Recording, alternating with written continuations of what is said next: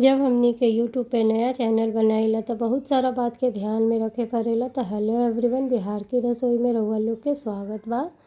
यानी हम एक कटोरी चावल के आटा ले ले बानी। जैसे हम नया रेसिपी तैयार करतानी, बहुत टेस्टी रेसिपी बन करके तैयार होला। गर्म पानी में चावल के आटा बाटे 1 कटोरी ले ले बानी। एकरा के अच्छा से मिला ले हम।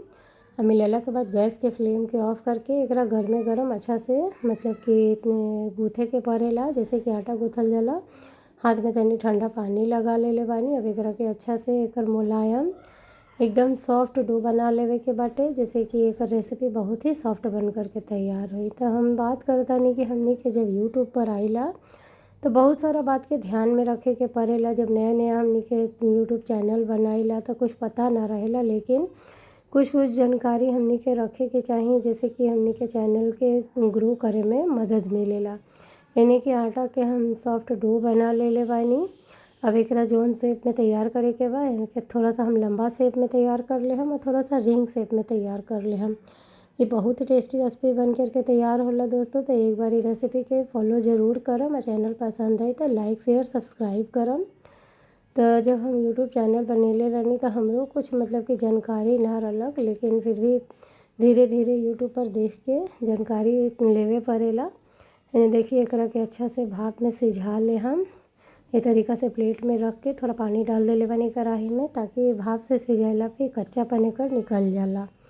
ओकरा बाद एकरा हरा सब्जी से तैयार करे के रहेला रेसिपी के। जौन भी मतलब कि हरा सब्जी रउआ लोग के पसंद बाटे। हम शिमला मिर्च, गाजर, बीट और हरा मिर्चा ले ले बानी।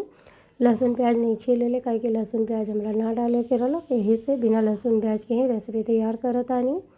तो जब हमनी के यूट्यूब पर आइला तो कुछ बात होला जो कि ध्यान में रखे पड़ेला। जैसे कि रोज़ वीडियो अपलोड करे पड़ेला।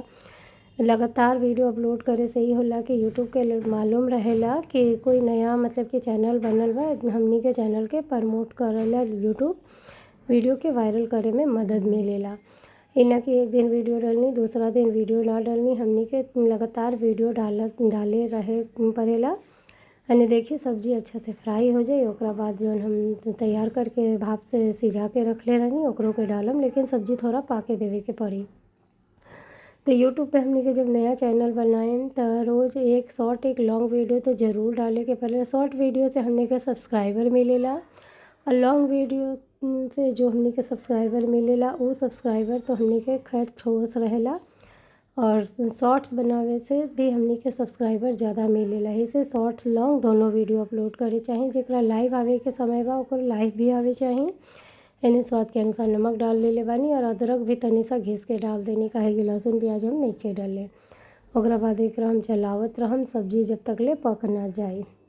यही से जब हमनी के यूट्यूब चैनल बनाएम तो ये ना सोचम जितना जोश से हमनी के यूट्यूब चैनल पे आइला उतना ही जोश से हमनी के चैनल पे काम भी करे पड़ी। ना कि कोई के देख के आईनी एक दिन यूट्यूब पे मतलब कि वीडियो डालनी, दूसरा दिन मटिया देनी। मतलब कि में गैपिंग ना चाहे, रोज़ वीडियो डाले के बा। कोई भी एगो मतलब कि अपन कंटेंट बना ले पड़ेला। ही ना कि कुकिंग के वीडियो डाल देनी तो कभी डांस के वीडियो डाल देनी। ऐसे कंटेंट अपन मतलब कि चूज़ कर ले पड़े जे में इंटरेस्ट रहेला, वही हिसाब से आदमी चैनल बनावेला।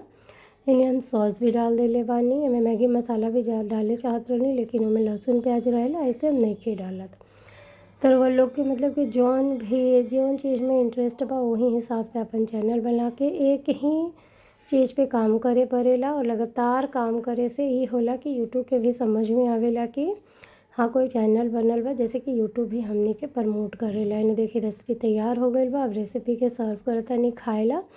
ये चावल के आटा से बनल रेसिपी बा जो कि बहुत ही टेस्टी तनी पास्ता में से मैच करी, लेकिन एक स्वाद बहुत ही मतलब कि दूसरा तरीका के रहेला। तो रेसिपी पसंद आयल है, अगर जानकारी अच्छा लगल है तो चैनल के लाइक शेयर सब्सक्राइब करें। और भी हमारे आगे वीडियो आवत रहे, रउआ लोग के तरह तरह के जानकारी देवत रहम। और जो भी जानकारी रउआ लोग के चाही तो हम ज़रूर देहम। अब कमेंट में ज़रूर बताएं। ओके बाय।